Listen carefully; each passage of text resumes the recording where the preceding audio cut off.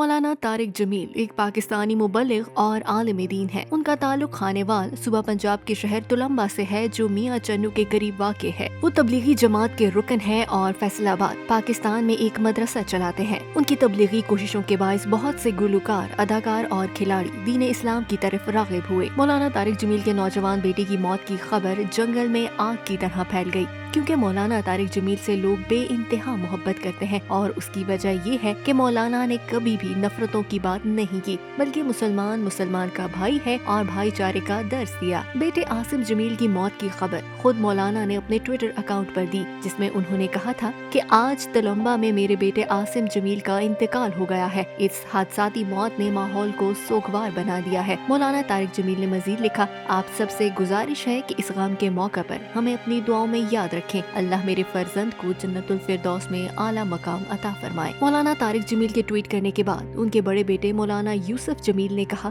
عاصم جمیل بچپن سے ڈپریشن کی بیماری کا شکار تھے اور اب ان کی بیماری میں پچھلے 6 ماہ سے شدت آ گئی تھی۔ بیماری کو کنٹرول کرنے کے لیے عاصم کو الیکٹرک شاک لگائے جا رہے تھے، لیکن الیکٹرک شاک دینے سے بھی کوئی فائدہ نہیں ہوا۔ انہوں نے کہا کہ گزشتہ روز وہ اتفاقاً گھر میں اکیلا تھا، تکلیف اور اذیت برداشت نہیں کر سکا اور عاصم نے سیکیورٹی گارڈ سے بندوق لے کر خود کو گولی مار لی۔ بھائی نے اپنے پیغام میں یہ بھی کہا کہ ایسی کوئی بات نہیں ہے کہ کسی سے دشمنی تھی یا کسی نے حملہ کیا، یہ اس کی تقدیر تھی اور ہم اللہ کے فیصلے پر راضی ہیں۔ میاں چنو میں مولانا طارق جمیل کے بیٹے عاصم جمیل کی نماز جنازہ ان کے آبائی علاقے تلمبا میں ادا کر دی گئی ہے۔ طارق جمیل نے خود اپنے بیٹے کی نماز جنازہ پڑھائی۔ بعد ازاں عاصم جمیل کی تدفین مقامی مسجد کے احاطے میں کر دی گئی۔ تلمبا میں نماز جنازہ کے لیے موجود لوگوں سے خطاب کرتے ہوئے مولانا طارق جمیل نے کہا کہ تمام اپنے بھائیوں کا شکر گزار ہوں، میرے غم میں شامل ہوئے۔ انہوں نے کہا کہ جوان بیٹے کی موت کا غم وہی جانتا ہے جس پر گزری ہے،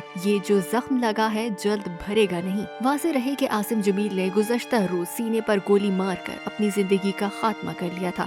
وہ نفسیاتی مسائل کا شکار تھے اور کئی سال سے ادویات لے رہے تھے۔ انہوں نے 30 بور کے پستول سے اپنے آپ کو گولی ماری۔